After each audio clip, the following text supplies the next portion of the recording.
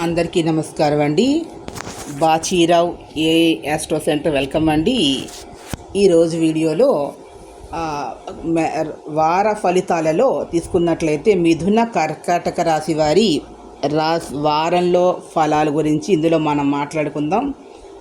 ఎవరైతే మృగశిర 3-4 పాదాలు, ఆరుద్ర 1-2-3-4 పాదాలు, పునర్వసు 1-2-3 పాదాల వారు మిథున రాశిలోకి వస్తారండి. వీరికి అధిపతి బుధుడు. ఈ వారం వీరు కొద్దిగా ఆ ఒత్తిడి అనేది ఎక్కువగా ఉండే అవకాశాలు అయితే ఉన్నాయి.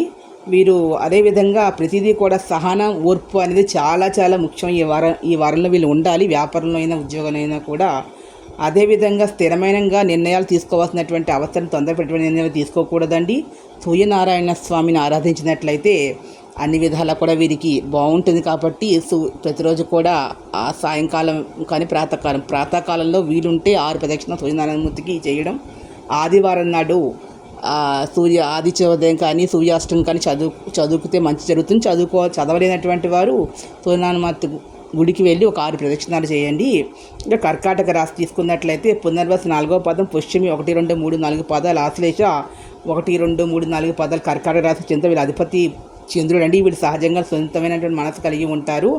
వీరికి అంతా ఈ వారం మంచి జరిగే సూచనలే కనిపిస్తూ ఉన్నాయి. కానీ ఆత్మవిశ్వాసాన్ని మాత్రం ఎప్పుడు కూడా వదులుకోకూడదండి. వీరు ఆర్థిక వ్యవహారాల్లో, ఇతరత్ర వ్యవహారాలు, వ్యక్తిగత వ్యవహారాల్లో కూడా కొంచెం గోప్యత అనేది అవసరం. చెప్పవలసిన అవసరం లేదు. ఏ విషయాలు కూడా చెప్పకండి. నవగ్రహ శ్లోకాలను ఆరాధన చేయడం వల్ల మంచి జరుగుతుంది. అదేవిధంగా అమ్మవారితో ప్రదక్షిణాలు చేస్తే వీరి గ్రహాలు అనేవి అనుకూలిస్తాయండి.